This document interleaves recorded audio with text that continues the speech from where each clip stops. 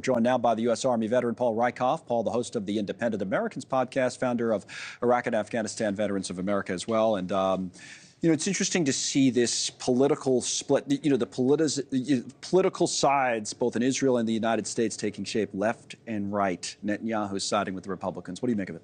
Partisanship is not unique to America. I guess. Yeah. Right? And I think similarly, as some folks may want to separate President Trump or President Biden from America, I think folks want to separate Netanyahu from Israel, right? Netanyahu doesn't speak for everyone. His popularity is dropping in Israel and here in the States. And Biden simultaneously is getting a lot of pressure from the left, from the progressives. And we saw that in primaries in Michigan and other places. So I think this divide seems to be continuing. Netanyahu's going to double down on what seems to be kind of a hard right position, an aggressive military position. The GOP is going to align with him.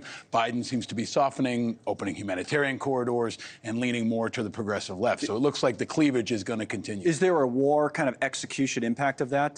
Do you think of the politics of it? Yeah, I mean, I think today is the 21st anniversary of the start of the Iraq War, and we can think back to folks who said, I'm for the Iraq War, I'm against the Iraq War, and how that divided America. Mm-hmm. I think you're seeing that the war in Gaza is now starting to divide Americans. It's dividing Israelis, and the persecution of that war, how aggressive they are, the civilian casualties, how long it goes on, I think will also divide both populations the longer it goes on. It kind of always happens, right? As the longer war gets, the more bloody it gets, the more costly it gets, the more divisive it gets. You remember that date because you served in Iraq, so you always pops into your head, I'm sure. 21 years ago, we were on our way to Iraq, and my mother's birthday was tomorrow, and it's hard to believe that now the Iraq War is old enough to drink, but we're still seeing the long-term impacts. I think we have to continue to focus on our veterans and understand that the impacts of wars are going to last for many more decades. Well, that's kind of a transition to talk a little bit about not Iraq, but Afghanistan. I'm sure you paid attention to those hearings talking about the withdrawal from Afghanistan. Let me play you a clip of General Milley and also General McKenzie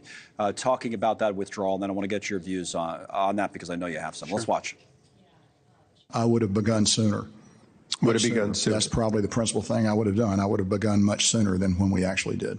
And I would have, I would have brought the embassy and the State Department out with the military by the middle of July. That is what, if there was one thing, a do-over, you don't get do-overs in this stuff, but if there was a do-over, that would be it. Yeah, don't get do-overs, so. No, what do you think? But I think you got real talk from two men in uniform who put country over party. And I think it was a powerful indictment of President Biden. I've called this his Katrina moment. The withdrawal of Afghanistan was a catastrophe. It was a catastrophe for America, for our Afghan allies, for the world. And Afghanistan has now become Forgotistan.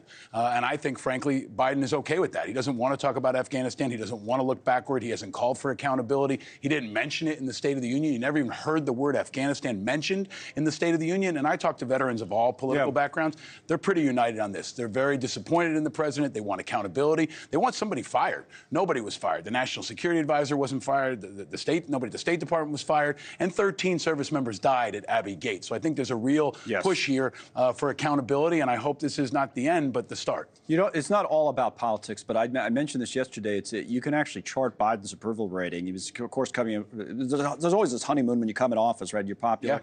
But from August of 21, the Afghanistan withdrawal, by September, it had gone down to maybe 43. It never recovered from that approval rating-wise.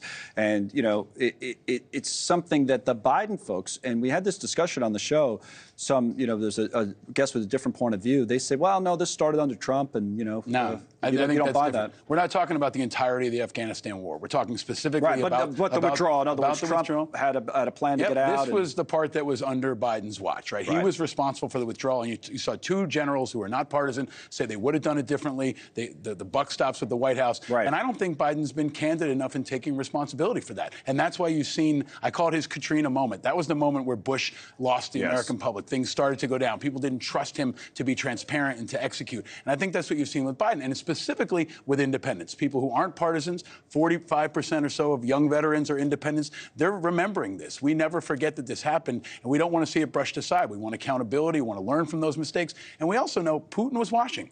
The world was watching, and they saw America leave our allies hanging out to dry. It's kind of interesting. You don't think he ever came back back from that. He didn't numbers-wise to the point I was making a moment ago, but a lot obviously has happened between now and then that could affect your numbers if you're a president. But you think that's kind of where it started? He hasn't recovered. It was a commander-in-chief test, right? Yeah. And they happened throughout a presidency, and I think that was a big one for him, and I think he failed. You know, I'm not a partisan. I root for our president, but I was severely and deeply disappointed by that, and we still haven't fixed a lot of the issues. There are tens of thousands of Afghan allies who've been left to die under the Taliban. We haven't gotten them out, and they just approved 12,000 so-called SIV visas. They need to approve about 80,000. So yesterday was kind of a table scrap for this issue, but they still haven't gone back and cleaned up a lot of the mess that they can. They haven't saved the lives of people who stood up with men and women like me. All right, Paul.